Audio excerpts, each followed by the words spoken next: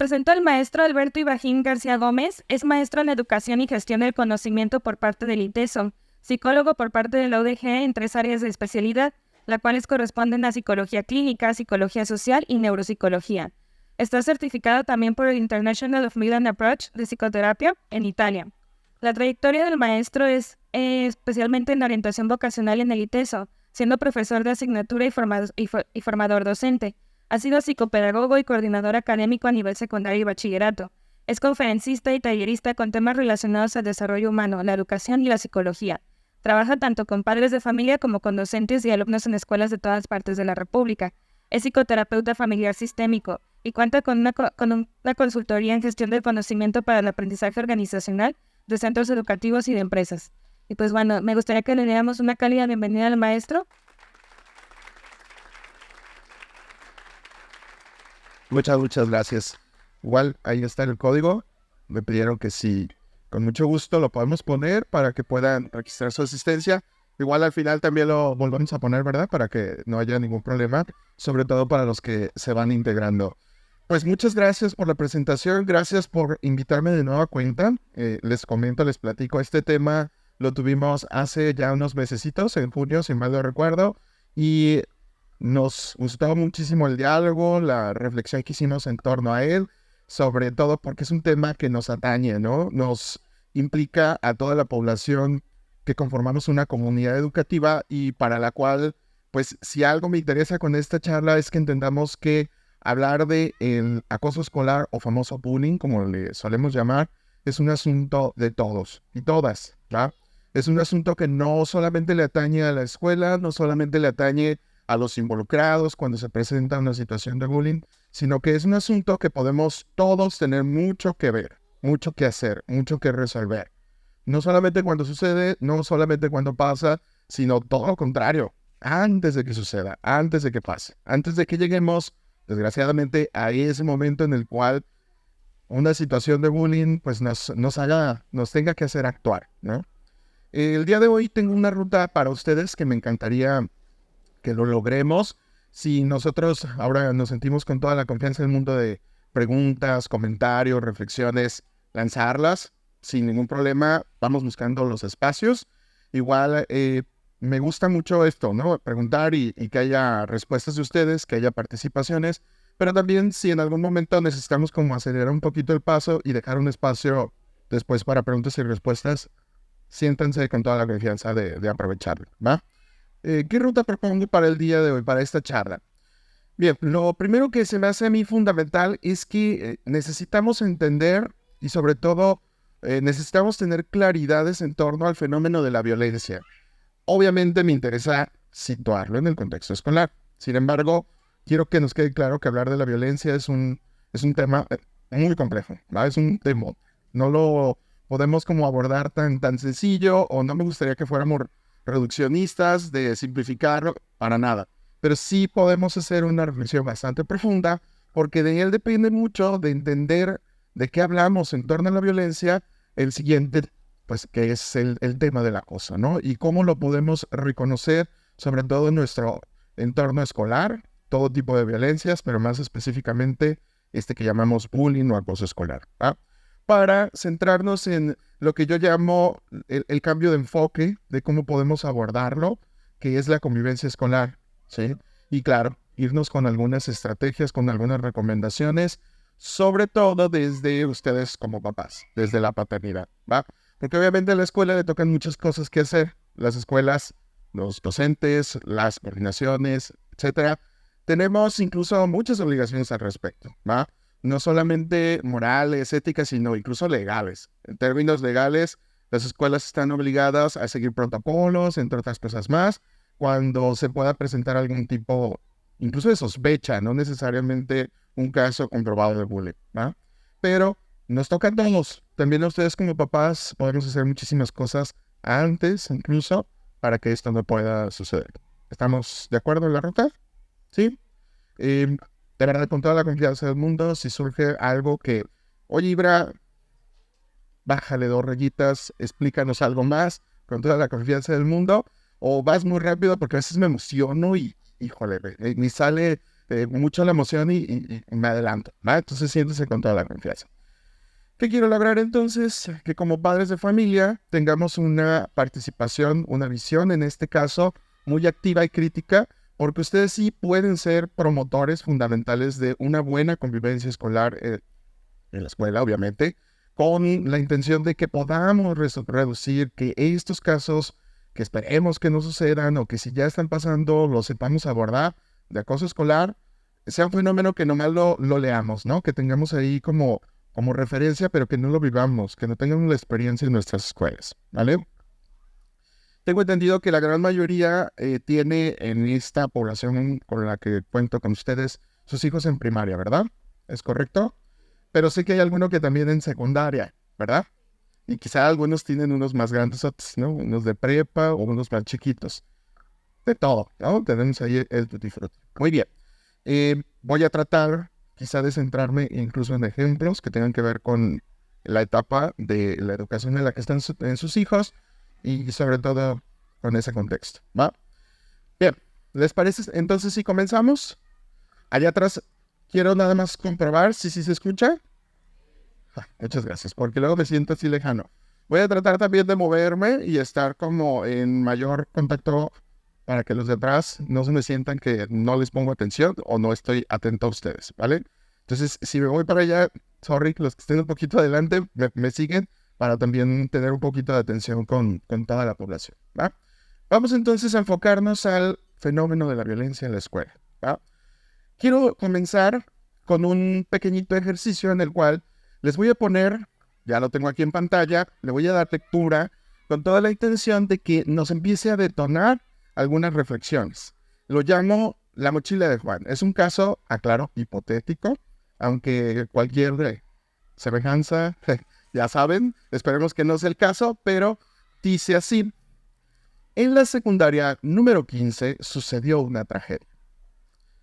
Después de haber terminado las clases, encontraron a unas cuadras de distancia, en un terreno baldío, a un estudiante de la escuela identificado con el nombre de Juan, inconsciente, herido de la cabeza y sangrando profusamente, al parecer al golpearse con una roca, la cual tiene rastros de sangre. Las autoridades médicas suponen en primera instancia que se debió a una caída. Actualmente permanece delicado y en coma inducido para reducir la inflamación del herida. Las hipótesis cambian cuando una compañera de Juan se acerca con el prefecto de la escuela, el maestro Felipe, y le cuenta que el día de la tragedia sucedieron más cosas, entre ellas el comportamiento raro de Juan antes de terminar clases, su urgencia por salir en cuanto sonara el timbre y sobre todo que 3 alumnos que identifica de tercer grado lo siguieron corriendo detrás de él, como si lo persiguiera. De hecho, fue ella, al seguir la pista de a dónde corrió su amigo, que pudo dar con él al encontrar su mochila tirada a la entrada del terreno baldío. Ella sabe quiénes lo persiguieron. Las preguntas, y aquí es donde les invito a su participación. ¿Qué se tendría que hacer y quiénes deberían de actuar? ¿Qué le toca hacer a los padres de familia? ¿Qué le toca hacer a la escuela? Entre los escuchan.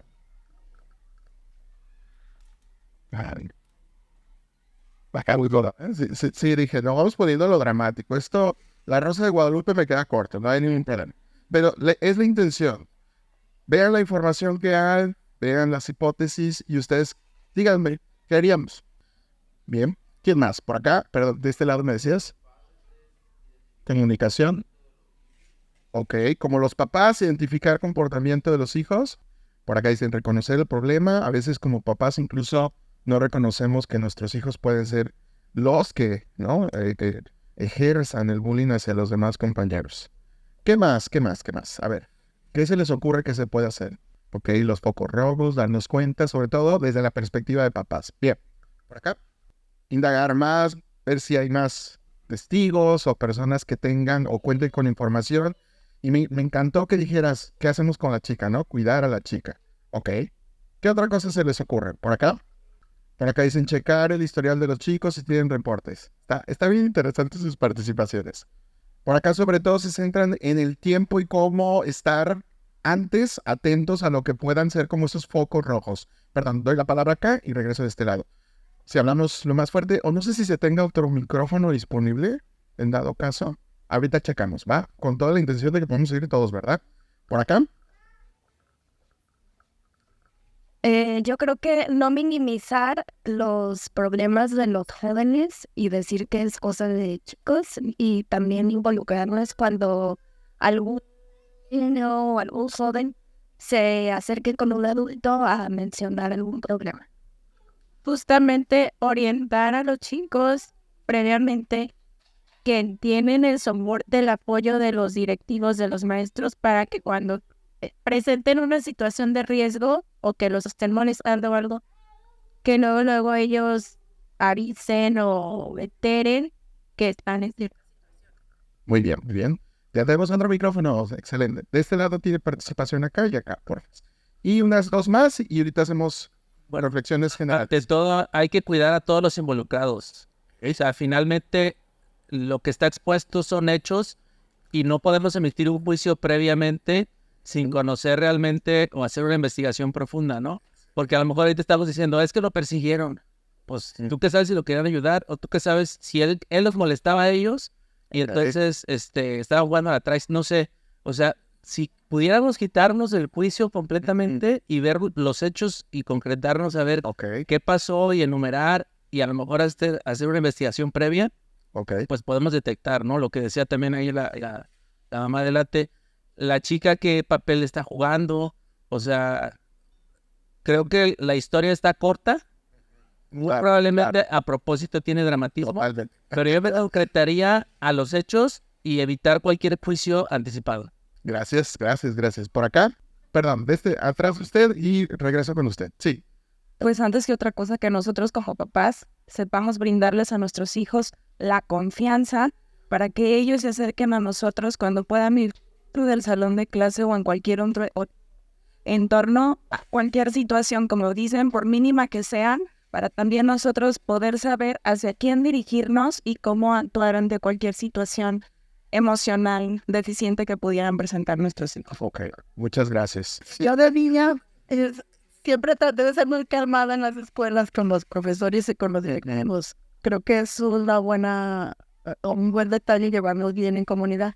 Yo nada más aconsejarles a mis hijos que estuvieran en comunicación conmigo, tratar de conocer a sus amigos, invitarlos a la casa y ver más o menos si se empataban más o menos con las otras familias. ¿Por qué? Porque ese hijo nunca me decía nada y ahorita le diagnosticaron trastorno de atención hasta como los 18 años y yo era, no, es que es bien portado. Es así, ¿no? Y entonces, pues se quedó con el trauma de que muy introvertido de decir lo que le pasaba. Ay, muchas gracias por compartirlo, sobre todo porque cuando ya pasaron la experiencia de la escuela, a veces vemos en retrospectiva y decimos, si hubiéramos hecho, si hubiéramos cambiado, si hubiéramos dicho, la experiencia pudo haber sido diferente para nuestros hijos. Excelente, muchas gracias por la participación. Así me encanta porque esto puede ser verdaderamente un diálogo. Yo no quiero obviar para nada la experiencia, el conocimiento, la perspectiva que ustedes tienen y para mí es muy importante, ¿va? Creo que estamos entendiendo que esto no se puede tomar a la ligera, ¿verdad? No es algo que convenga que hagamos conclusiones o que hagamos aseveraciones o incluso juicios o acciones sin antes tener la mayor información posible y sobre todo certeza de lo que sucedió, hablando de hechos, tener la capacidad de confirmar si esto es lo que pasó. La cosa es complicada, la verdad es que sí puse el caso con estas características porque no sería sencillo resolver algo así. Número uno, hay una situación de violencia, o por lo menos parece ser ya con la última información, posible que haya sido por violencia lo que le sucedió a Juan. No podemos obviarlo porque incluso ya hay participación médica, hay un parte médico, el chico está en el hospital, tiene un coma inducido, o sea, ya no sería ni para nada fácil zafarse de que algo pasó grave, ¿no? Entonces imagínense las responsabilidades que conlleva. O sea, no son cualquier cosa. Estamos hablando de que la persona estuvo en riesgo, incluso su vida, ¿sí? Súper delicado. Si hubiera sido solamente un accidente, como al principio parecía indicar todo, pues evoluciona como lo es, se recupera el chico, sale adelante, la escuela apoya desde sus recursos para que no pierda tanto SPEN, etcétera, ya sabemos, y a partir de ahí, pues se pueda reintegrar a la escuela, ¿no? Después de un accidente. Pero si hay indicios de que esto no fue un accidente, de que puede haber sospechas de que esto fue causado, de que puede relacionarse con bullying, la cosa se complica. Se vuelve muy compleja porque necesitamos sí o sí entrarle, sí o sí entender que en esto hay responsabilidades. Y no nada más son las de la escuela, como bien muchos de ustedes afortunadamente están conscientes de ello también. Mucho tenemos que ver los papás. Si estamos conscientes, si somos capaces de dialogar con ellos, si tienen la confianza con nosotros, si somos refugio para que puedan llegar con nosotros de, oye, no me la paso bien en la escuela, pasa algo por el estilo, no me siento, no me puedo integrar, me están molestando, y que nuestras respuestas, en extremo no nos ayudan, ¿eh? No sean el, sí, hijo, voy a luchar por ti a la primera, no, porque también pasa, no van a dejar mentir. El hijo dice, mamá, me vieron feo, y tú vas así, capa y espada, y contra los niños incluso, me ha tocado así de mamás, papás intensos. Cuando tú dices, tú eres un adulto y es un niño, cuidado. Checa eso, por favor, ¿va? No te detienes tú a pensar y te vas como con la encomienda de tu hijo y lo voy a defender con todo, ¿no? Cuando dices, el otro también es un niño, ¿sabes? Y tiene papás y tiene hijos, ¿estamos? Y el otro extremo donde, ay, nada, hijo, pues qué, no pasa nada. O el clásico, pues pégales y órale, defiéndete. Ese debe ser mi machito, mi hija. No, cosas así. Yo sé, porque nos pasa. Es más, nosotros lo vivimos, somos de otra generación que nos tocó tener otras experiencias, ¿va? Pero claro que tenemos una participación. Y no nada más de la persona que está en condición de víctima, es decir, que puede ser el objeto de burlas, violencias, etcétera, sino también como los hijos que pueden ejercerla. Ese es el bien delicado, porque no quisiéramos estar en el lugar. Muchos, sobre todo porque eso es súper común, decir, pues es que, perdón, voy a nomás retomarlo, no crean que es algo negativo ni mucho menos. A veces podemos decir, pues es que hay que investigar a estos chicos y todos. Número uno, no sabemos si realmente eso pasó. Si sí pasó y si los chicos, en este caso, tienen algo que ver, este grupito de 3 que mencionan, tampoco podemos proceder, tampoco podemos ir con la hoz directamente a cortar cabezas, ¿no? Porque volvemos al mismo caso, también son chicos, son personas, son adolescentes en el caso que mencioné aquí, ¿no? Entonces, no estamos hablando de cosas, no es algo que arrancamos y ya, no son jitomates podridos que tiramos a la basura. ¿Sí nos queda claro esto? Porque, a ver, tú ponte en el lugar de los papás de estos 3 chicos que a lo mejor no se comprueban, no fue el caso, y ya los estén juzgando y ya los estén acusando de que cometieron algo tan grave como esto. ¿Qué pasaría en tu papel como papá? ¿Estarías contento de que tu hijo estuviera en una cacería de brujas cuando no hay hechos, no hay algo que lo compruebe? También tendrías tú esa necesidad de decir, oye, espérame, es mi hijo. ¿Sí estamos? Entonces, esta visión es la que para iniciar me interesa. Que veamos que esto es mucho más complejo, no lo podemos reducir, no lo podemos hacer que esto sea algo tan banal o tan sencillo como, pues córralo, ¿no? Porque esas son respuestas bien clásicas. No van a dejar mentir en las escuelas, sobre todo en las que hemos trabajado, es casi la primera respuesta, no, pues que lo corran al niño. A ver, espérate, es un ser humano también. Y más en esa edad, no tiene oportunidades de aprender, de cambiar, de entender el por qué este chico o chica puede estar recurriendo a la violencia como medio. ¿No es una escuela, un lugar, un entorno formativo? ¿Sí estamos? Tendría que ser un lugar que tiene lugar y cabida para todos, incluso los que no le entran y no le saben bien a las habilidades sociales, también para ellos. Bien, es el tono. Espero que lo conservemos porque esta avidez de reflexión es la que más me interesa con el tema. Bien, espero que las imágenes también sean muy evocadoras, suelo utilizarlas con toda la intención de provocar, y una de ellas, por eso pongo el fuego, me ayuda a explicar este fenómeno de la violencia. Cuando nosotros hablamos de la violencia, estamos hablando que es un acto, sí, clásica definición del diccionario de la RAE, ¿no? El acto de violentar, ¿no? Y así es súper literales las definiciones, pero lo que me interesa es que entendamos que como el fuego, la violencia tiene unas características. Si se acuerdan, el fuego, para que exista, necesita 3 elementos. Necesita que exista un combustible, algo que se queme, ¿no?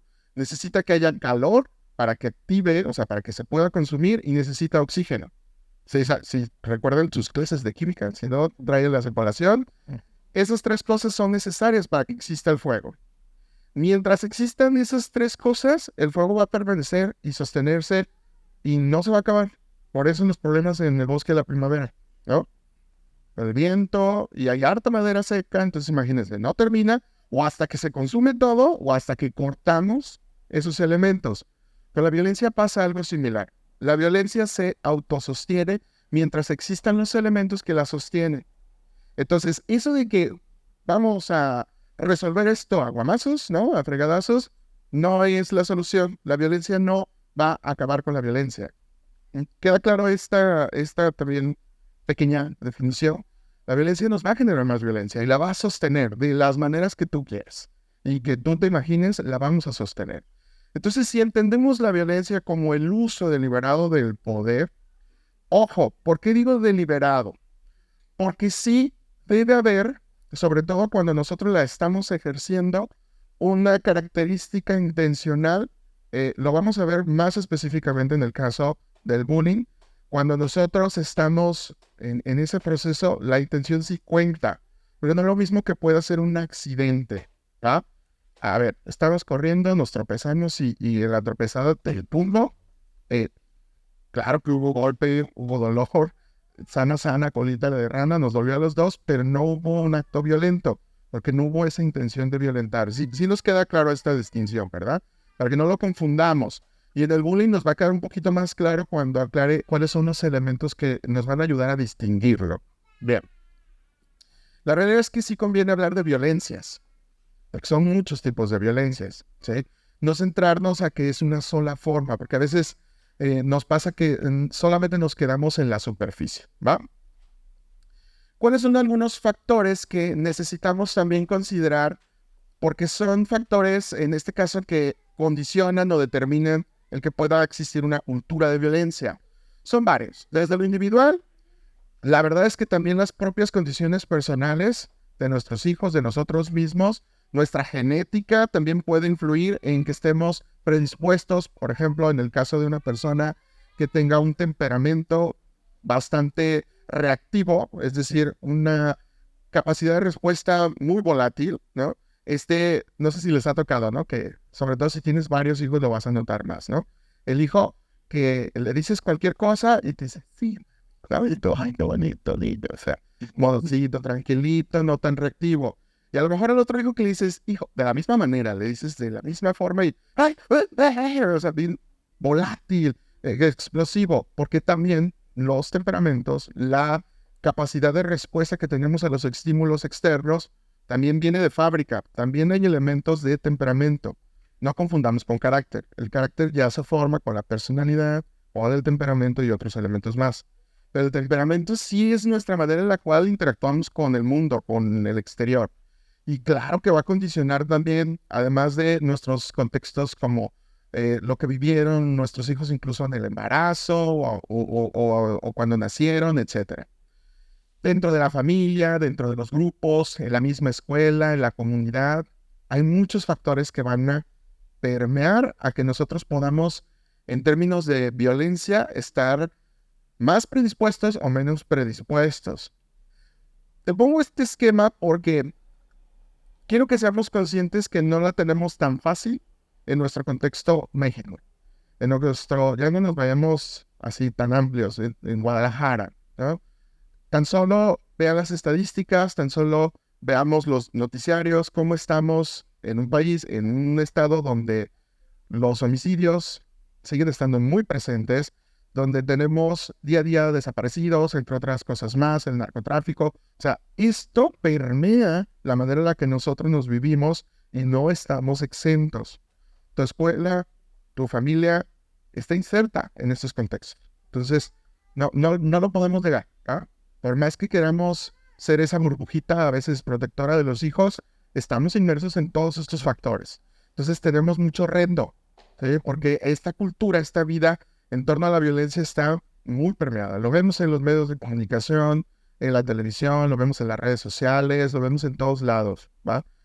Es curioso, no sé si lo han visto, que incluso en las películas o en las series es más tabú y más incluso penalizado, hablando de las famosas mayores de 12, 14 años, temas, por ejemplo, de sexualidad o cosas así, que de violencia. ¿Sí lo han visto? Dices tú, canijo, o sea, un beso entre personas, no, ponle más de 12. Pero ves las series, ves las películas que son hasta de chiquitos y la violencia está como si nada. Entonces, ¿cómo tenemos bien normalizado como sociedad el que es el modo, ¿no?, de vivirnos? Yo creo que también ahí podemos hacer mucho por cambiar. Esta diapositiva es clave, es fundamental, ¿va? Espero que sea muy clara, sobre todo por lo que quiere representar. Cuando nosotros analicemos el tema de la violencia, conviene que la pensemos en su mayor profundidad.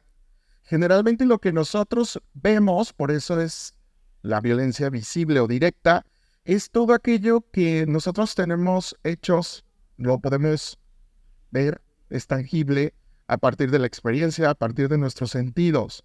Entonces ahí entran todas esas manifestaciones que afortunadamente es como las que más hemos atendido, ¿no? Ya no le pegamos a los niños como antes, ¿no? O sea, los de antes hasta casi nos decían, no sé si te tocó a ti, hijo, le doy a mi hijo con todo y nalgas, ¿no? ¿No se acuerdan de la clásica frase? Se lo doy con todo y nalgas. Pues si se portaba mal, le diéramos. Así nos decían en la escuela. A mí me tocó todavía que en algunos me dieran según ellos esa autorización, pero no. A lo que voy es, ¿hemos reducido mucho el tema de las violencias directas? Yo creo que sí. Pero la realidad es que esto es la punta del iceberg. Si nosotros no analizamos y no nos vamos a la profundidad de las violencias y no nos damos cuenta cómo la violencia, cuando es cultural y estructural, es la que sostiene cualquier otro tipo de manifestación de violencia. A ver, vámonos con ejemplos muy concretos. Sí, adelante. Si les parece, un ejemplo muy de actualidad, muy necesario, a mí me parece muy importante hacerlo ver, y es el que tiene que ver con la violencia de género, ¿va? Pues vamos, es tema complicado, pero va a ser muy interesante. Violencia de género. ¿Cuál tipo de violencia directa, visual, podemos ver en torno a las mujeres, por ejemplo? ¿Cuáles se les ocurre que pueden ser manifestaciones visibles y directas de violencia de género? Golpes. Directos son así. Golpes, maltratos psicológicos. Te llevó a tu pelo. O sea, ejemplos de ese tipo, ¿no? Y que los tenemos bien ya identificados, ¿no? O sea, ¿quién se atreve? O hay gente todavía, ¿no? Sobre todo en la intimidad, desgraciadamente, del hogar, de la casa es donde más pasa, porque justamente como es lo más visible y lo que más podemos nosotros darnos cuenta es lo que más tenemos checadito. Según nosotros no pasa, aunque sí pasa, ¿verdad? Pero todas las demás violencias, como la que acaba de mencionar usted, que tiene que ver donde las mujeres, híjole, tienen que dedicarse al hogar, nada más, porque ese es su lugar, son violencias que pueden ser estructurales cuando, por ejemplo, no es deseado o no es por voluntad. Claro que pueden dedicarse al hogar y todo, si lo desea, cualquier persona, eso los hombres, ¿no? Pero si es obligada, si es a contra de su voluntad o porque las condiciones no lo permitan, ahí es donde ya nos encontramos, donde necesitamos analizar qué está pasando con nuestro contexto en donde estamos viviendo, culturalmente o estructuralmente, ¿no? Es un hecho, hay evidencias, no lo digo yo, que en términos de salarios, hay una brecha salarial importante todavía. Pueden estar hombres y mujeres en la misma posición de trabajo y ganar las mujeres menos, ¿sí? Y no lo digo yo, o sea, no lo traigo ahorita porque no es el tema, ¿va? O sea, pero sí tengo temas sobre eso. Trabajo mucho también el tema del género, ¿va? Pero es la violencia que ya está institucionalizada, que ya está arraigada a incluso nuestra cultura, la que muchas veces sostiene formas que a lo mejor no son directas o explícitas de violencia, pero que siguen haciendo que la persona no pueda estar en su potencial, o esté limitada, o esté, ¿no? En términos de poder ser la persona que puede ser, nulificada, ¿no? Y así nos vamos a ir con cualquier otro tipo de violencia. Si nos vamos en la escuela, imagínense, hablar de una escuela en la cual sí, no, aquí no se permite que hablamos, que se diga nada, todo el mundo se respeta, no hay malas palabras. Ay, qué bonito, ¿no? Violencia directa, violencia visible, bien controlada. Pero luego te vas a las estructuras de fondo y te das cuenta que a veces las escuelas no pasa aquí, ¿no? Claro que no. Y si no, ching, ya ni modo, ya viven. A veces pasa que las mismas estructuras de las escuelas pueden ser bastante violentas. Hay escuelas en las cuales me ha tocado donde parece que tiene que ser una lucha encarnecida entre los alumnos para alcanzar el último lugar o el primer lugar, el famoso cuadro de honor, en lugar de ser un incentivo donde dices tú, ay, mira, reconocemos el gran esfuerzo de algunos, no, se vuelve el lugar donde si no estás ahí o estás fuera de ahí, luce, perdedor, ¿no? Entonces, a veces en las estructuras, en las formas, que incluso son institucionalizadas, las mismas escuelas pueden ser violentas, ¿sí? A veces en las maneras en las cuales la cultura sostiene, acuérdense, el estatus, que los que vienen de un lado, los que vienen de otro lado, también se sostienen violencias. No, es que en esa escuela somos gente bien, entonces somos de este estatus, ¿no? Y tienen que estar así o así. Entonces llega una persona con características distintas y, ay, pues lo aceptamos, ¿verdad? Perfecto. Y esas formas y sus tratos son violentos, ¿sí? Y no nos damos cuenta y lo sostenemos. Entonces hay que ser críticos y muy reflexivos porque lo que sostiene esto que no queremos que pase son todas esas estructuras de fondo. Si esto fuera un iceberg, estamos hablando que la violencia directa es el 10% que se ve de un iceberg. Todo lo demás de fondo, lo que está en profundidad, por eso se le llama invisible, o sea, son violencias que están de fondo y que necesitamos bucear, necesitamos meternos de fondo y entrarle a verlas, porque solo así podemos hacer verdaderas transformaciones. Sí. Solo así, si tenemos una escuela donde no hay esa sensación de seguridad, imagínate una escuela en la cual un alumno no puede decir que algo le pasa porque en el primer comentario o crítica es, ay, es que eres un flojo, no sirves para nada, etcétera. Pues dime, ¿en qué momento va a decir, me cuesta trabajo esto? ¿Sí? ¿Me cuesta trabajo? No, porque no te esfuerzas. ¿No? En lugar de decir, a ver, ¿qué te cuesta trabajo? ¿Cómo lo podemos hacer? No te juzgo desde primera vez. Vemos si es trabajo o es una cuestión de no entendí. Me doy a entender, ¿no? Pero nos vamos a veces bien directos a las consecuencias sin tomarlo. Bien, ¿cuáles son algunas o las principales formas de violencia que vamos a encontrar en la escuela? Obviamente sí encontramos violencias físicas, no hay que negarlas, sí pasan, ¿sí? Algunas son muy situacionales, otras son más complejas. Hay violencias emocionales, psicológicas, incluso de género, sexuales, por exclusión, segregación, ¿no? Claro que también por discriminación pueden pasar el caso de que, esto sobre todo pasa a veces por las autoridades o ustedes como papás, que por omisión, por no hacer, por no actuar, también estemos generando violencias. Claro, el acoso escolar o bullying, el ciberbullying, que es el acoso escolar, pero con la característica y la cualidad del entorno virtual, de las redes sociales, que ahorita lo voy a revisar. Y lo que sería como una de las mayores cúspides o formas de violencia que es sí, híjole, es algo que a toda costa para mí sería algo a evitar y que particularmente se los digo, es un síntoma muy, muy grave de algo que está de fondo. No por nada en Estados Unidos sucede lo que sucede, ¿sí? En México es menos común, pero ya hay casos, ya han sucedido casos de atentados de este tipo, donde ha habido balaceras, como ya los tenemos, ya hay casos. Pero no se compara con lo que pasa en Estados Unidos, que al año son cientos, ¿sí? Y las estadísticas son mortales, o sea, te estoy hablando de tiroteos de 20, 25 personas fallecidas. Díganme si no es un síntoma poderosísimo de una cultura y una estructura de fondo bastante grave. Pero hay unas resistencias bien tremendas, ¿sí? Que bueno, ya es para analizarlo en otro momento. Me voy a concentrar entonces en reconocer el acoso escolar, ¿va? Nos vamos a enfocar en este tema del bullying porque, bueno, es el que nos ataca. Primero que nada, me parece que es importante que sepamos que como tal es una forma de violencia, de las formas de violencia más complejas. no hay que confundirla con las otras. Es importante porque el abordaje, el tratarlo, el intervenir en el caso del acoso escolar o bullying es muy particular. Es muy necesario que seamos en conjunto, padres, escuela, comunidad, muy cuidadosos, porque los movimientos son como de ajedrez. Hacemos algo que no nos funciona muy bien y no nos libramos de consecuencias, ¿va? Entonces tenemos que ser muy cuidadosos con ello. Para empezar, hay diferentes participantes dentro del fenómeno del acoso escolar, ¿no? ¿Cuáles son?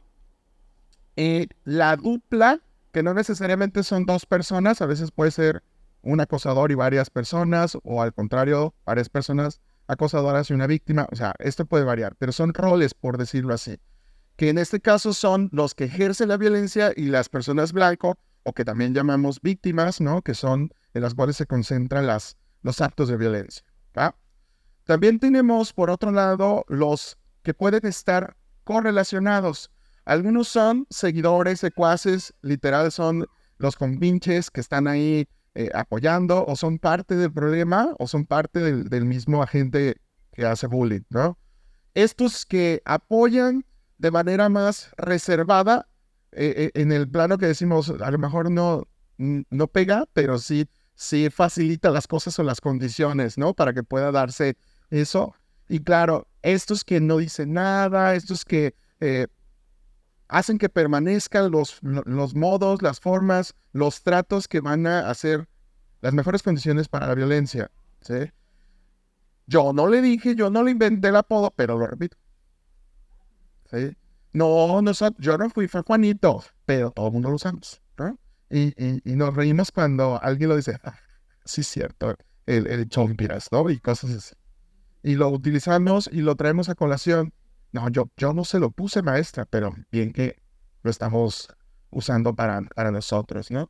Y claro que existen también otros participantes que son los que más nos encantaría que existieran y que en términos de los que están alrededor de esta dupla son los que más queremos que se transformen, son estos defensores y los que en potencia también pueden hacer mucho para cambiar esta dinámica. Porque sucede que en el acoso escolar pasa lo siguiente. Tiene 4 características. Les voy a poner las 4 y explico. Número 1, tiene que haber intención. Ya les decía hace rato, una bronca de fútbol que están en la cancha, que se calientan los ánimos porque no sé, se metió bravo y el otro se cayó y se empiezan como a pelear. No es necesariamente bullying, no es condición de bullying. ¿Sí estamos? ¿Qué tiene que pasar? Que se cumplan estos elementos para poder sustentar que sí estamos hablando de este fenómeno, porque es un fenómeno de relación. Primero, hay intención, hay violencia que se manifiesta hacia la otra persona de las maneras que ya les expliqué, puede ser psicológica, física, de exclusión, de muchas formas. Se repite, no es de una sola ocasión. Esto también es importante, porque a veces pasó, no nos entendimos, nos encontramos y terminó y ya no volvió a suceder. Eso no necesariamente es bullying. Muy diferente cuando ya, como dicen ustedes y también sus hijos, ya agarró contra mí, ¿no? O sea, ya me agarró de bajada. Y si ya me agarró de bajada, quiere decir que se repite y además ese poder asimétrico se empieza a manifestar. ¿Qué significa? Que hay una posición, el que violenta se posiciona superior en poder hacia la otra o las otras personas y ejerce ese poder para someter, para violentar, para sostener este fenómeno de violencia. ¿Qué sucede con el bullying? ¿Se acuerdan que les decía del fuego? Mientras existan esos elementos se va a sostener y se va a mantener. A menos, si bien le va a la víctima, el bullying se cansa y dice, ya no más, y lo suelto. ¿Qué pasa? A veces. O no pasa hasta que va escalando las consecuencias.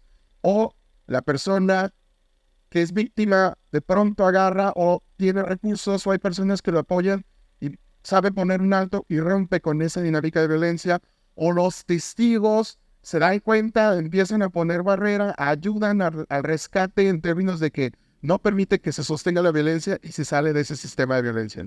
Pero sí entendemos que es una dinámica relacional de violencia y se sostiene tanto porque esto que pasa aquí lo mantiene como el fuego.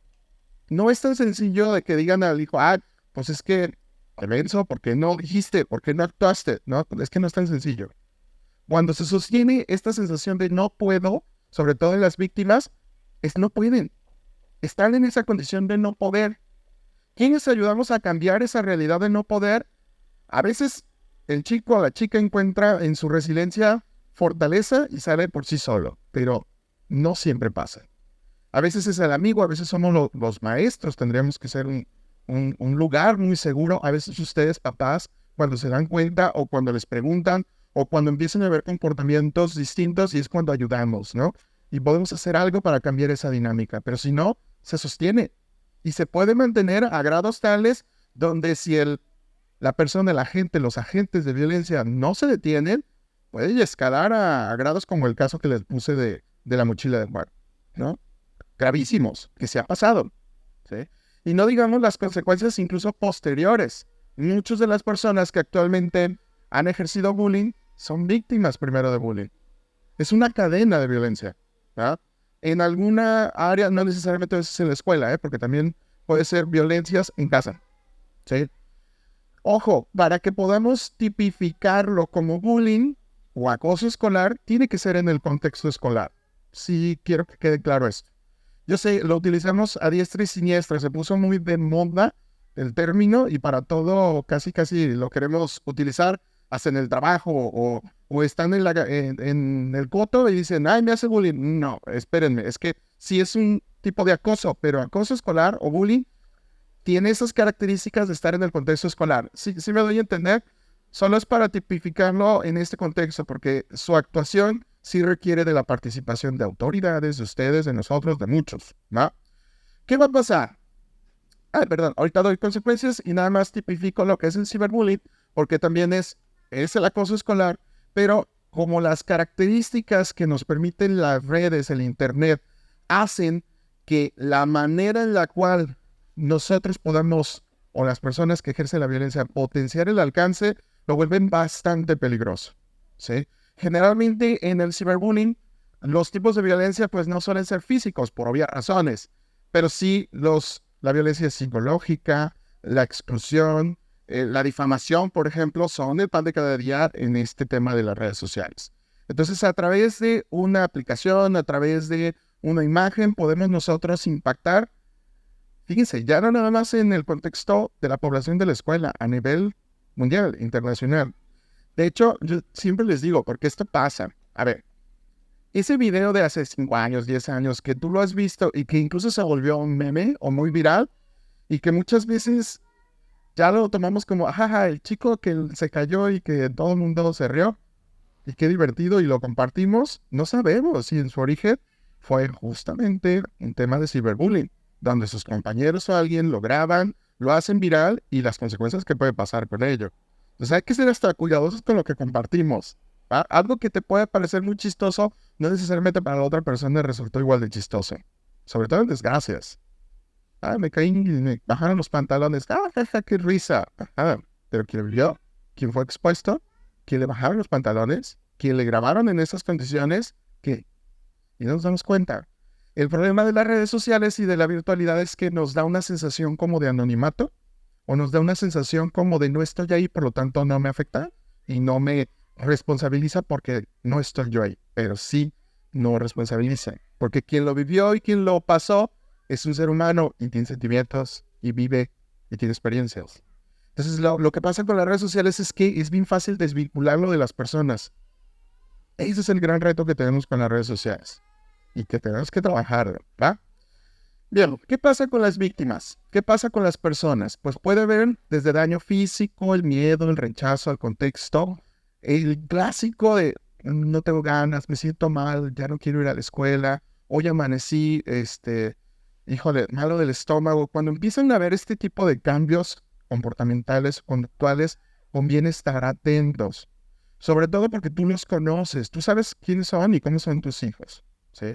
Si de pronto, de la noche a la mañana, drásticamente aversión a la escuela, ya no tiene gusto, averigua, obviamente no lo des por hecho. Si estamos bien conscientes de que no damos las cosas por hecho, ¿verdad? Pero si indagamos, ¿estás bien? ¿Pasa esto? Oye, ¿hay algo en la escuela que no te encante? Sabes que puedes decirme, sabes que puedes hablar, sucedió algo, te enemistaste con alguien, a lo mejor sí es algo situacional. Fulanito y yo ya no nos hablamos y estoy muy triste. Ok, ese es el tema que hay que atender. Pero es muy diferente cuando digas, es que me da terror ir a la escuela porque pasan cosas en la escuela. Ahí sí tendríamos que estar atentos, ¿sí?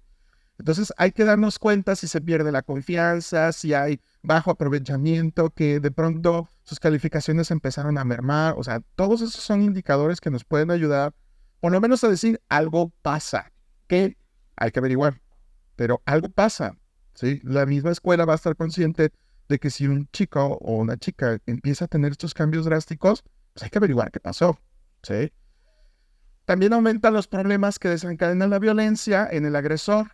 ¿Por qué? Porque, a ver, si algo tiene la violencia es que es una forma, porque lo es un intento, es un mecanismo de querer abordar relaciones, personas, soluciones, ¿no? Obtener lo que quieres. La violencia es una forma, es un mecanismo. Pero estamos de acuerdo que es una forma, es un mecanismo que no construye, no crece, sino más bien destruye, consume, como el fuego. ¿Sí nos queda claro esto? Entonces, ¿qué pasa con el agresor? Pues sí, a lo mejor consigue lo que quiere en el momento, ¿no? Pero sus relaciones con las demás personas empiezan a mermar, porque ¿quién se junta con él o con ella? Pues quien le tiene miedo, o en condición de mejor como amigo que como enemigo, ¿no? O sea, porque así me va. Entonces, sus relaciones se ven complicadas y el problema con lo de la violencia es que empieza a desensibilizarse. La persona que ejerce violencia y que no hay consecuencias y que no pasa nada, pues empieza a sostener el que pues es un mecanismo que sirve y que funciona, ¿va? Lo mismo pasa cuando no vemos a la otra persona, como pasa en las redes sociales, no sentimos ni culpa, ni ninguna sensación como de algo puede pasarle mal a la persona. No lo veo. Entonces sí pasa algo muy grave con las personas agresoras que empiezan a hacerse indolentes.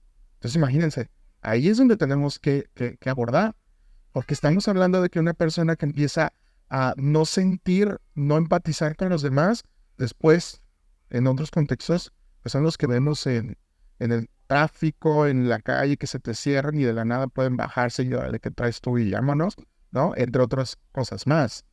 Y claro, ¿no? Las relaciones pues se van a ver muy mermadas. ¿Qué pasa en los testigos? No lo pasan bien. ¿Ah? También cuando estamos ante una dinámica de bullying y empieza a darse cuenta las personas y no son capaces de intervenir porque o no se sienten con capacidades o no hay un lugar seguro para la denuncia, por ejemplo, pues claro que el miedo se interioriza. ¿Qué si soy yo el siguiente? ¿Qué si después me toca a mí? Mejor, a lo mejor no buleo, ¿no? O no entro junto con el otro a la dinámica de la carrilla que decíamos mucho antes, ¿no? La carrilla, pero me retraigo.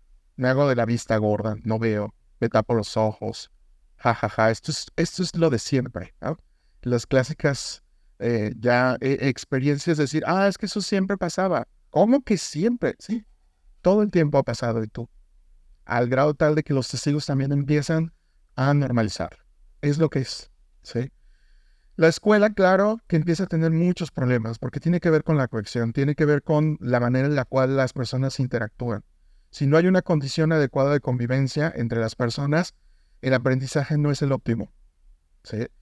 Si la persona se siente en todas sus necesidades básicas y psicológicas bien satisfecho, va a aprender. Tiene todas las condiciones para aprender mejor. Si no, vamos a empezar a ver mermado todas esas capacidades, ¿va? Y claro, la sociedad, pues imagínense, ahí tenemos, ¿no? La reproducción de la violencia en escala, en otros contextos. Después lo vemos en los trabajos, ¿no? Donde se replican estas dinámicas. La escuela tiene la característica de ser como una especie de laboratorio de la sociedad, ¿sí? Es un primer encuentro con las formas y las estructuras que como sociedad hemos creado para vivir en comunidad.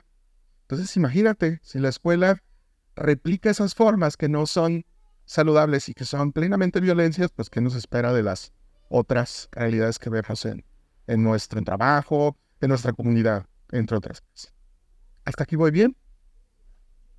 Dígame, porque les digo que me emociono. Hay que estar bien atentos, ¿verdad? Hay que estar muy concentrados en lo que puede estar pasando ante cualquier manifestación de violencia. Me parece que la conciencia es el primer elemento que hay que desarrollar, ¿va? ¿Qué pasa entonces? ¿Qué sería eso que nos ayuda a que que podamos prevenir o que podamos intervenir o que cuando ya sucedió podamos resolver? Bien, para ello, la comunidad educativa, hablando de la convivencia escolar, la formamos todos. Quiero que entendamos que no la hace el profe y los alumnos, ¿no? No la hace los alumnos nada más y ya, la hacemos todos. Los papás también son parte de la comunidad educativa. Incluso el sistema educativo, pues también tiene que ver. Nos marca las pautas, imagínense si no tiene que ver. Nos dice que, claro que tiene que ver. A veces, tristemente, el sistema educativo, hablando de Secretaría de Educación Pública, son los que les fallan mucho las maneras de ejercer, ¿no? A veces son los más violentos. Así es la reforma y te caes, ¿no? Y tú, dialoguémosla, ¿no? Platiquémosla. A veces son los mismos que promueven violencias. Y nos toca acomodarnos, ¿sí? A veces somos los de las escuelas, las de la resistencia, y la Secretaría de Educación Pública trae muy buenas propuestas. Esto no es nuevo, hablar de convivencia escolar no es nuevo. Ya tienen tiempo y hay resistencias. Porque no, disciplina, mano dura, golpear, es lo de hoy. No, ¿no? Y andamos así como bien aferrados a las formas que yo aprendí, que me enseñaron, y son las correctas, cuando necesitamos evolucionar. Hay 4 pilares que la educación persigue. 2 de ellos, la escuela es súper protagonista. ¿Ah? Nos dice desde, no recuerdo, creo que lo puse por aquí, no lo tengo, pero es la UNESCO desde 1994, si mal no recuerdo, nos planteaba en uno de sus textos muy famosos de La educación es un gran tesoro, que estos 4 pilares son los que son los que nos permiten aprender. Y la escuela es protagonista en que sus chicos conozcan y que hagan. Es decir, que tengan muchos conocimientos declarativos, mucha información, datos, y también que tengan muchas habilidades, muchas capacidades, muchas cualidades para ejercer o desempeñarse. Mientras que la familia es protagonista o la primera en iniciar con estos 2 elementos, el aprender a ser y el aprender a convivir. Porque empiezan con nosotros. Que las familias aprenden a quiénes son ellos en primer lugar y a empezar a relacionarse con los demás. Pero ¿qué creen? La escuela no está ajena de todos de los 4. ¿Y qué creen? La familia tampoco tiene que estar ajena de estos 4. Porque luego nos pasa que aventamos la bolita.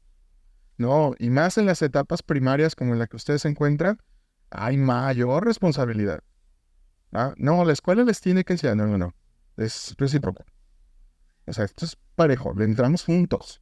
Sí, es cierto, pues la escuela tiene información y sabe y debe de proponer el modelo, ¿no? Pero en la escuela le tenemos que entrar para que tus hijos conozcan, hagan y que sean y que convivan, ¿no? Y claro que la escuela no se puede desligar de esto, también tiene que fortalecer las maneras en las que aprendemos a ser y convivir.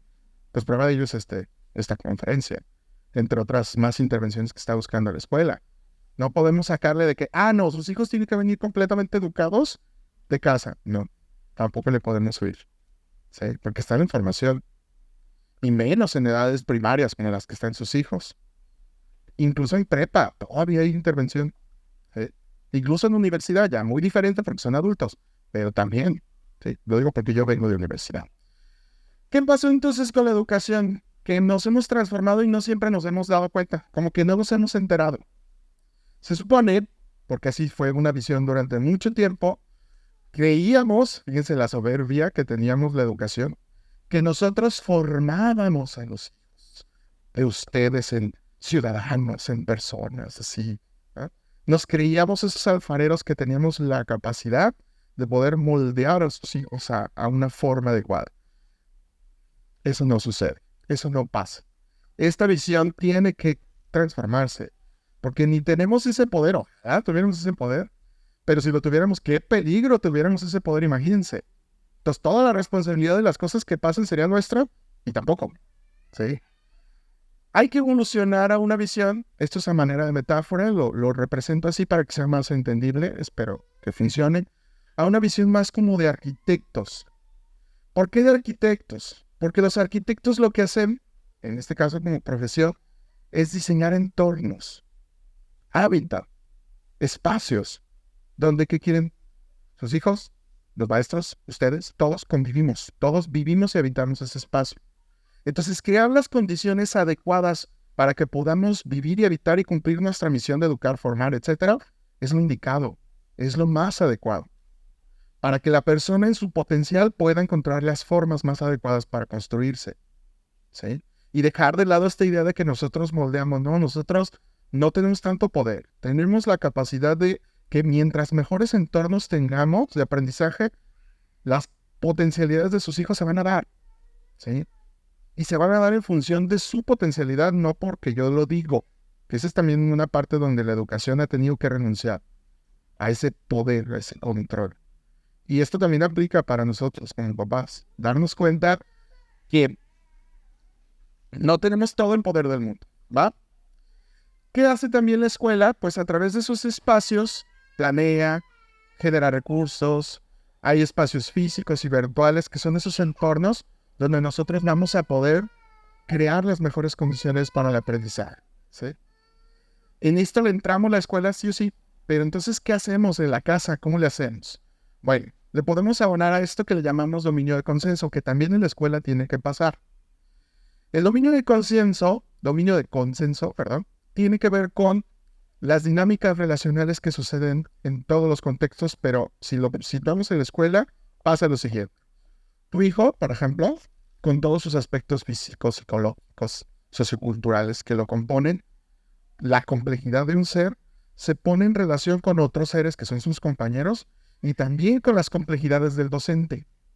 El docente también viene con sus aspectos psicológicos, fisiológicos, culturales, el día a día, que si se peleó con la esposa, que si, o sea, todo eso es contexto, ¿va?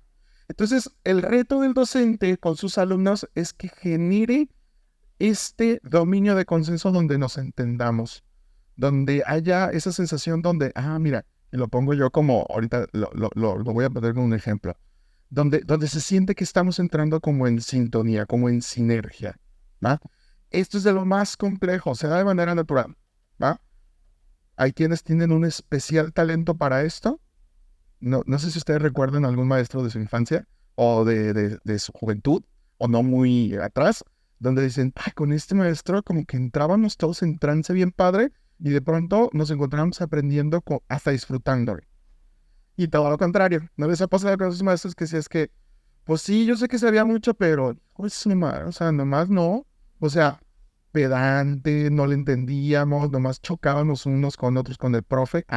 Ahí están estas habilidades que a veces no tenemos y que tiene que ver con esa capacidad de una danza emocional. Lo dice Humberto Maturana, ¿no? Es un concepto del dominio del consenso que nos lo plantea. Ya falleció hace 2 años, 3 años, si mal no recuerdo.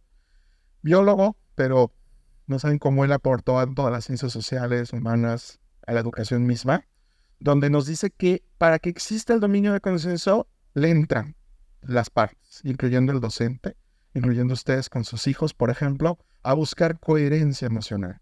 Cuando una persona se siente en relación con la otra en coherencia emocional, empieza a haber intimidad. Empieza a sentirse en confianza, nos entendemos. Pasa algo así, ¿no? Les pongo la imagen porque me encanta. Una danza emocional. Y luego yo con los profes soy así como bien crítico. Les digo, oye, ¿y cómo bailan en tu clase? ¿Bailan? O sea, sí sientes como que siguen la coreografía, o es un slam, ¿no? Donde todos contra todos, o es el pasito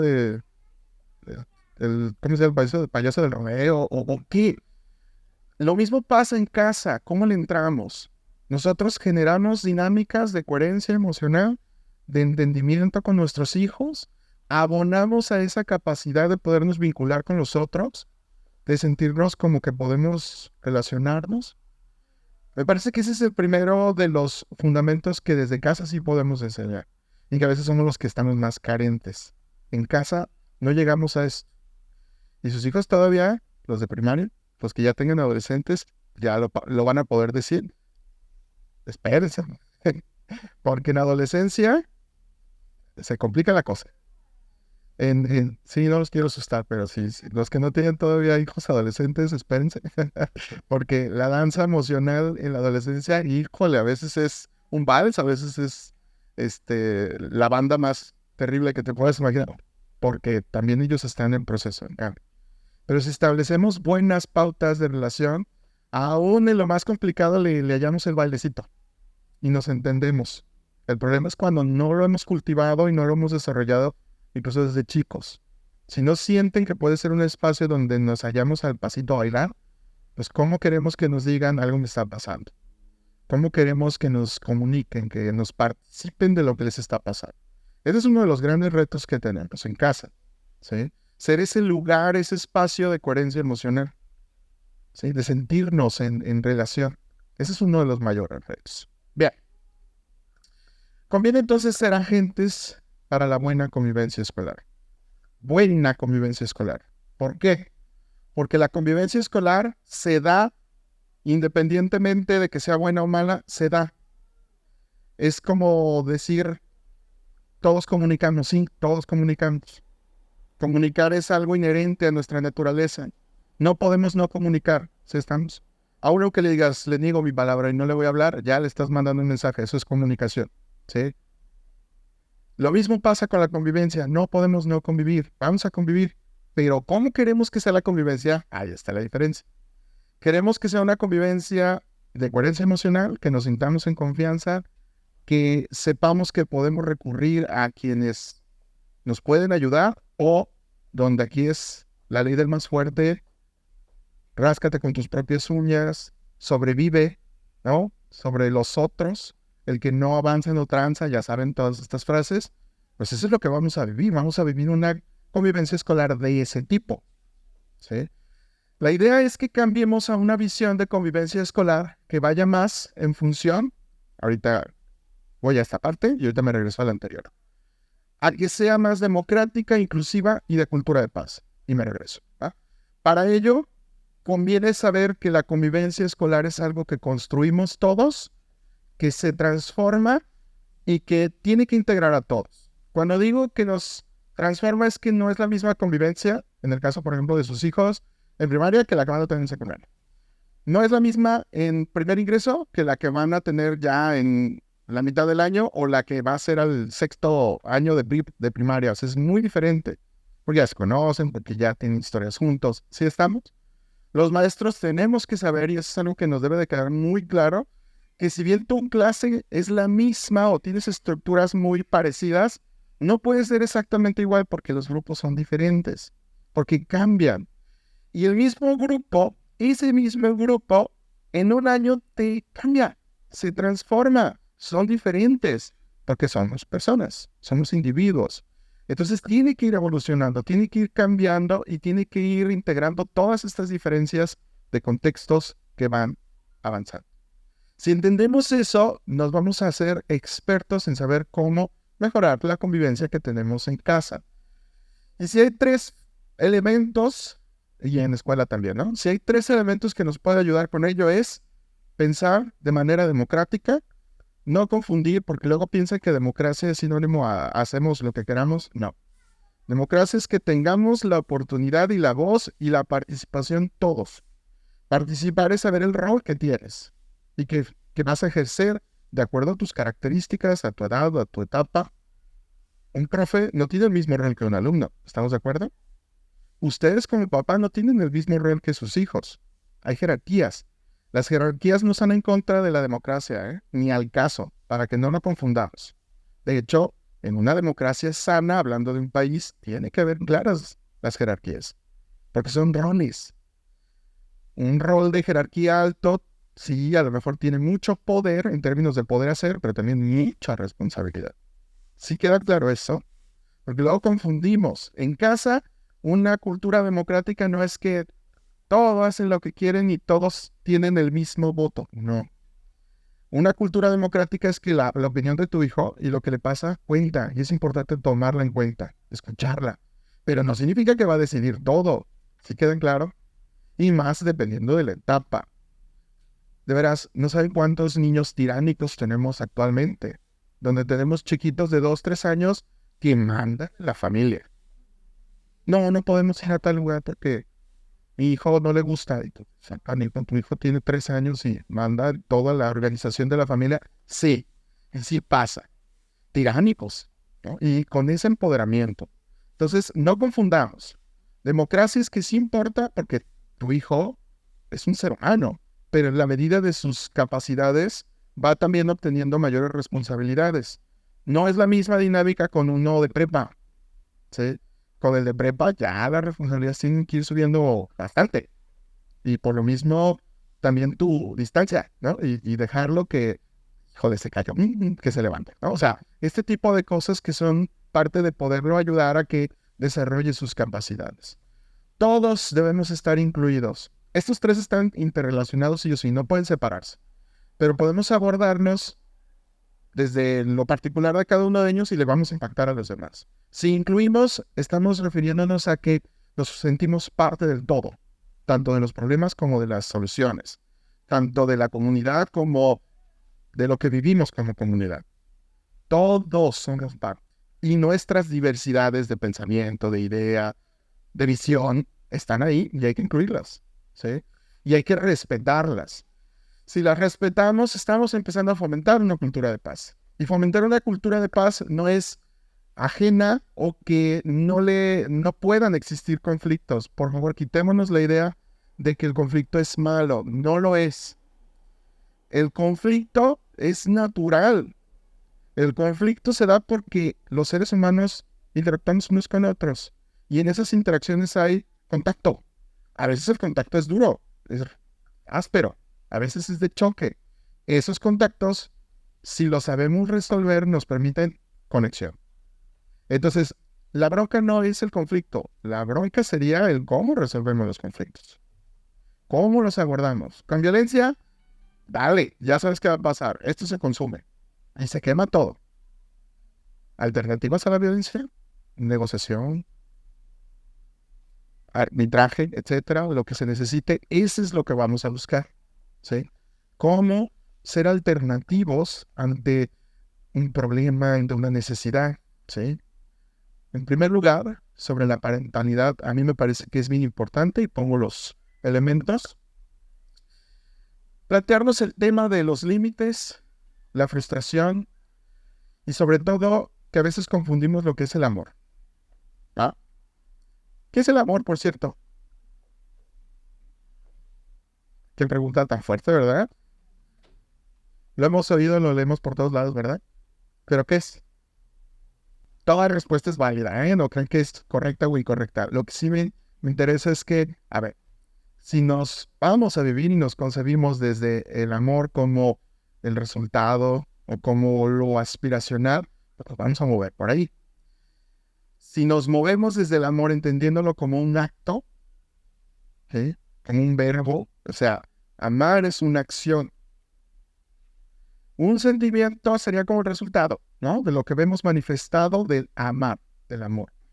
En el amor nosotros podemos hacer muchas cosas maravillosas para crecer al otro, porque en el amor o en el amar, ya más propiamente dicho, lo que buscamos es ayudar a que la persona pueda satisfacer sus propias necesidades, ¿sí? ¿Cuáles? Las que tengan.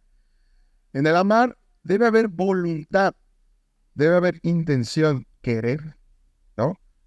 Atender tus necesidades, las tuyas, y por ello hacer. Pero el primero de los amores, ¿cuál tendría que ser? El amor propio.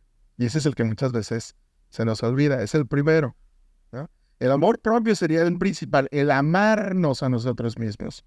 Porque si en el amar al otro, en nuestra idea de amar al otro, no nos estamos amando a nosotros mismos, ya entramos en incoherencia.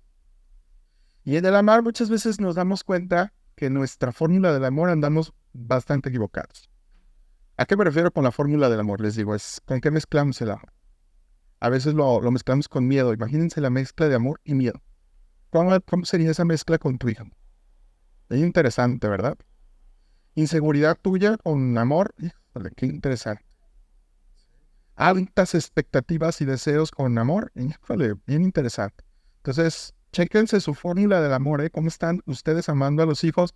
Porque en ello nos vamos a dar cuenta cómo estamos dando límites, cómo estamos trabajando la frustración, cómo estamos ayudando en su propio amor propio. No todo lo que sucede en el caso de una persona que ejerce violencia o que recibe violencia es congénito. Superemos esa visión. No hay que ser reduccionistas. ¿Hay antecedentes en torno al bullying? Sí. Generalmente la historia es esta cadenita que les digo.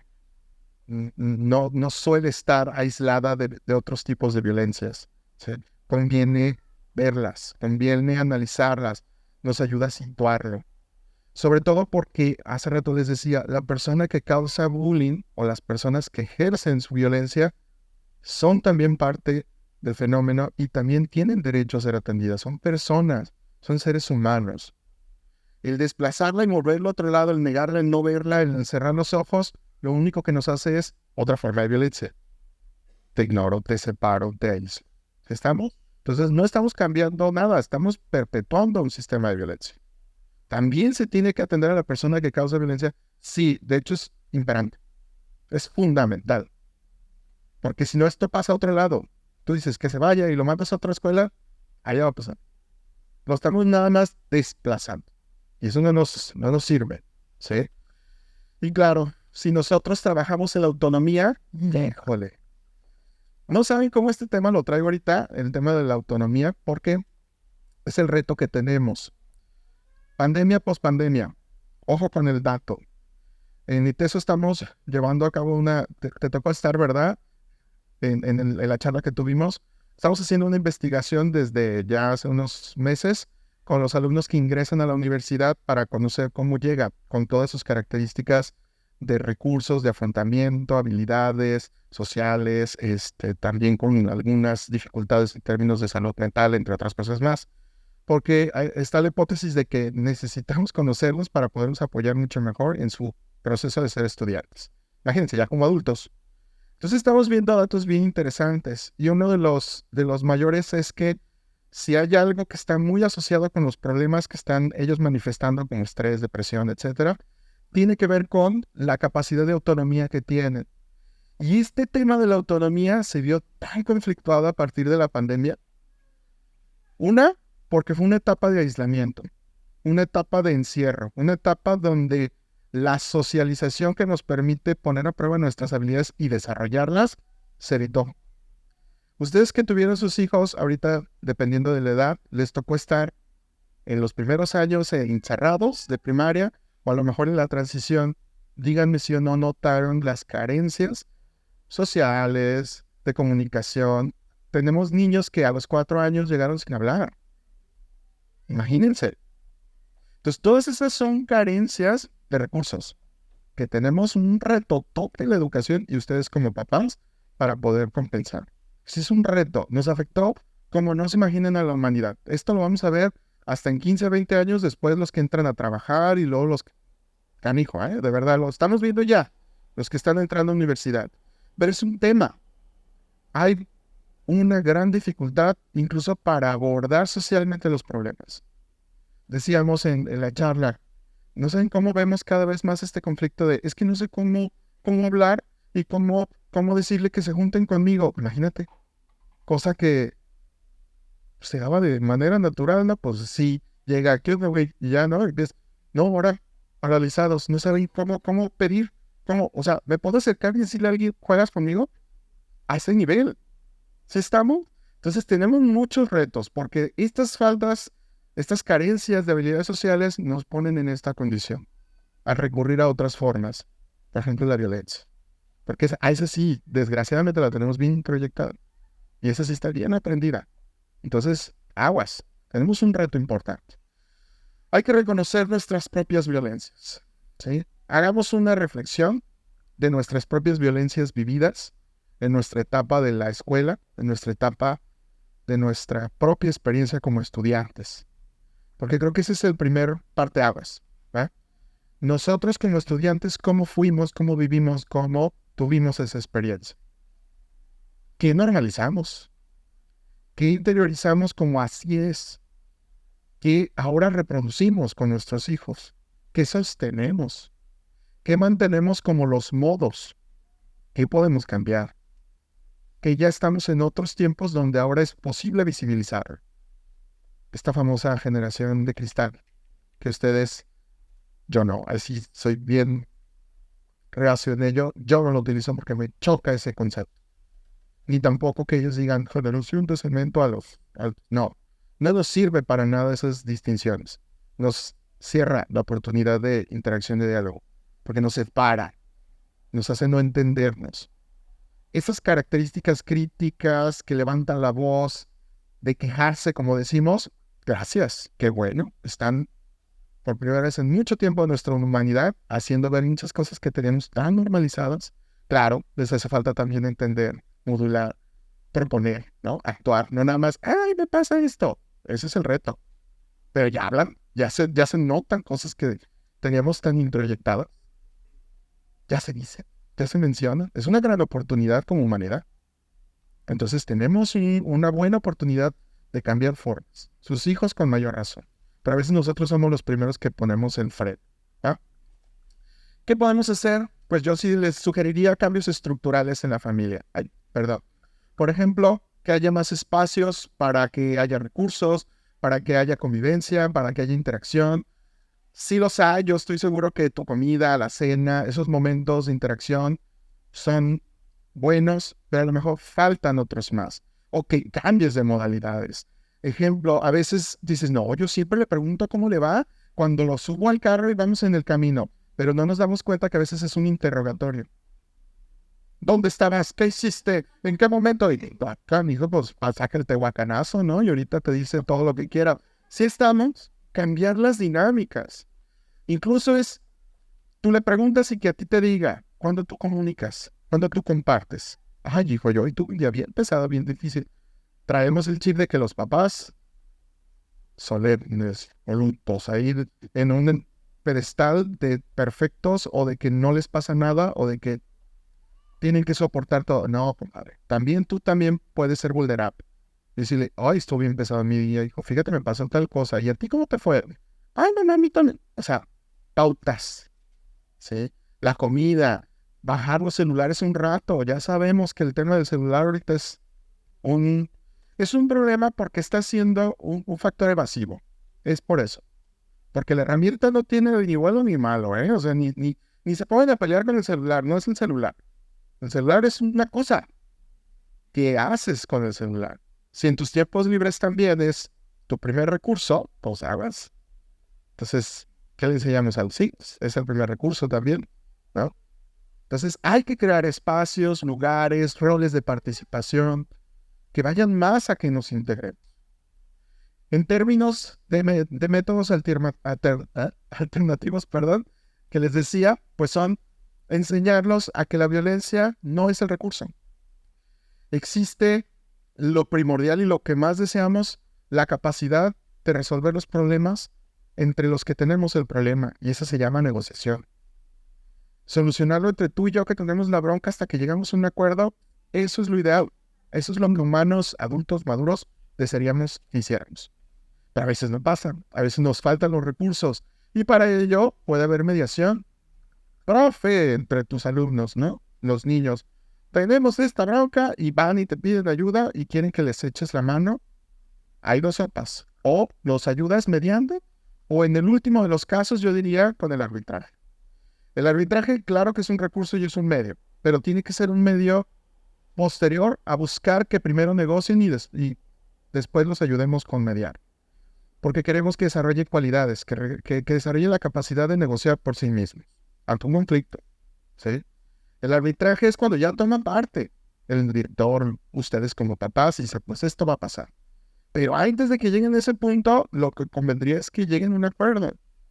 ¿No les ha pasado que a veces en casa ustedes son los primeros que a veces ni les toca? Se están discutiendo tus hijos y tú eres el primero en meterte y hacer de árbitro, según tú, pero ni siquiera diste la oportunidad de que llegaran a un acuerdo o se entendieran. Entonces pasa que ante cualquier cosa que sucede ya voltean a ver a la mamá o el papá así como de, solucionalo. No, te toca. Juas, porque hacemos eso muy seguido. No permitimos que surjan los recursos de ellos. No te estoy diciendo que hagas que se maten y les pongas cuchillos. No, tampoco. O sea, sí, evitas que haya violencia. ¿Ah? Pero permites que encuentren formas de hablarlo. ¿Sí? A veces es lo que hacemos mucho de evitarlo. ¿Va?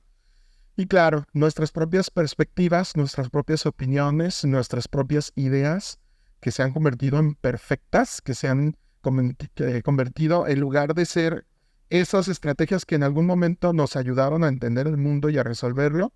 Cuidado, porque cuando una idea le llamamos perfecta, desde esta concepción, es porque se sostiene por sí misma. El problema con una idea perfecta es que si se vuelve tiránica, es decir, que una concepción que nosotros ya no la cuestionas, no la reflexionas, no te atreves a decir, ¿esto aplica todavía? Se vuelve, como lo digo, tiránica, dictatorial. ¿Y qué creen? Acuérdense, evolucionamos, cambiamos, las etapas no son las mismas, no son los mismos tiempos. Lo que tú aprendiste en casa con tus papás, a lo mejor funcionó en su momento contigo cuando eres hijo, pero no son lo mismo, no son el mismo entorno, no son las mismas condiciones, no es la misma realidad que viven tus hijos. Lo que te funcionó con el hijo 1 no necesariamente va a funcionar con el hijo 2 o 3. ¿Queda claro? Entonces, al detectar estas ideas perfectas y decir, ay, estoy aferrado a lo mismo y me estoy dando cuenta que estoy haciendo lo mismo y no me está funcionando, es ideal. No saben cómo esto es tema de terapia todo el tiempo. Identificar ideas perfectas. Es que tiene que ser cuidadoso con sus cosas. Y luego nos vamos a la profundidad y nos damos cuenta que tiene un miedo y un tema con el control obsesivo de la mamá y que no es tanto por decir mamá, y no es tanto el tema de que realmente necesiten ese control, sino es un control de la persona. Hasta que no tronamos con eso y cambiamos esas nociones y dices, entonces no se tiene que estar peleando todo el tiempo porque el calcetín también no es necesario. ¿Sí? Pero hay que cambiar nuestras ideas. Entonces hay que identificarlas, hay que buscar transformarlas, hay que buscar renovarnos. Entendamos que ser papás nadie tiene manual, nadie tiene algo escrito y quien te diga, este es el manual de ser papá, mándalo a la fregada, o sea, no le hagas caso. No existe. No hay una sola forma de ser papá o mamá. No existe. ¿Tá? Tú haces tu manualito si tú quieres. Y ese manual, ¿qué crees? Se tiene que renovar. No está escrito en piedra. Porque tus hijos te van a decir, no, pues no funciona esto. Y les digo, espérense que llegue la adolescencia porque ahí tiene que haber la reforma del ser papás con sus hijos. Bien canijo, ¿eh? Como no se imagina. Quienes ya son papás de adolescentes, levanten la mano. Ahí tienen ejemplos, platiquen entre ustedes. Hagan comunidad y digan, ¿qué me espera? O cómo ayudarnos. Entre papás nos podemos ayudar mucho en ese tema. Yo quería comentar que la conferencia pasada que venimos, nos hacían le llaman la atención que eliminemos el sarcasmo. En mi hogar siempre hubo sarcasmo, no dábamos como pero siempre era de un reino de las personas hacia los demás. Oh, ya. Gracias. O sea, no lo hago por ofender, es broma. Y ahora que lo dicen, mejor procuremos no normalizarlo, no normalizarlo, más bien evitarlo. Claro. Creo que está súper bien. Yo creo que más que... A ver, el sarcasmo es una forma en la cual en la ironía podemos encontrar una contrapropuesta, una contracultura. Es decir, la misma ironía del sarcasmo nos puede ayudar lo incongruente de algo, o sea, entenderlo. Cuando lo pensamos, cuando lo decimos en ese contexto, puede ayudarnos a entender lo que no tiene sentido, ¿no? Que suele generar el sarcasmo o la ironía. El problema es el uso que hacemos de eso y el abuso que hacemos de esas formas, donde se convierte más bien en una manera despectiva, déspota, violenta de tratar a la otra persona. Por ejemplo, con sarcasmo, hacerle sentir a la persona que es tonta o que... Eso es muy diferente, ¿sí? Muy diferente. ¿Sí? Que a lo mejor yo puedo utilizar ahorita decir, no, lo que hace rato dije, no, aquí en la escuela no pasa nada. O sea, yo no lo hago con la intención, por poner ese ejemplo, de ponerle una trascarilla a la escuela. No, para nada. O sea, ese tipo de connotaciones, decir, es que pasa en todos lados. Y también en esta escuela puede pasar. Sí. Estoy de acuerdo con el ponente en el sentido de que usamos el sarcasmo como forma de violencia. No lo usemos. Y hay que darnos cuenta, porque sí lo podemos hacer. Sí lo podemos utilizar, ¿no? Hay que ser muy cuidadosos con ello. Y claro, si tu familia, si la escuela estuvo en una situación o estaba en una situación de cualquier tipo de violencia o están recuperándose de alguna situación de violencia, busquemos ayuda profesional. En la escuela tú cuentas con el apoyo del psicopedagógico. No son todólogos, por favor, tranquilos, porque luego en psicopedagogía piensan que tenemos que resolver el mundo y bueno, pues tampoco, no se puede, ¿va? Pero sí hacemos mucho como para poder actuar. Hay expertos, psicólogos, terapeutas, legales incluso que nos pueden ayudar a saber qué sí hacer, qué no hacer. Hay que buscar la ayuda que necesitemos, sobre todo si estamos en un entorno familiar o si nos damos cuenta de que existen problemas de comunicación, de relación, formas adecuadas de relación de sus hijos con los demás, ahí hay que actuar, ¿sí? A veces nos damos cuenta que tenemos el hijo que está bien violento y no, es mi junior. Y seguimos guardando silencio y no abordando que está replicando una cultura de violencia. Hay que actuar, hay que buscar ayuda profesional. Bien, yo sé que me extendí porque emociono este tema. Gracias a los que se quedaron un ratito más, de verdad lo agradezco muchísimo. Y bueno, no sé si existe alguna pregunta, algún comentario, alguna duda. De antemano yo agradecerles el espacio y la oportunidad de replicar de nueva cuenta esta charla, ¿no?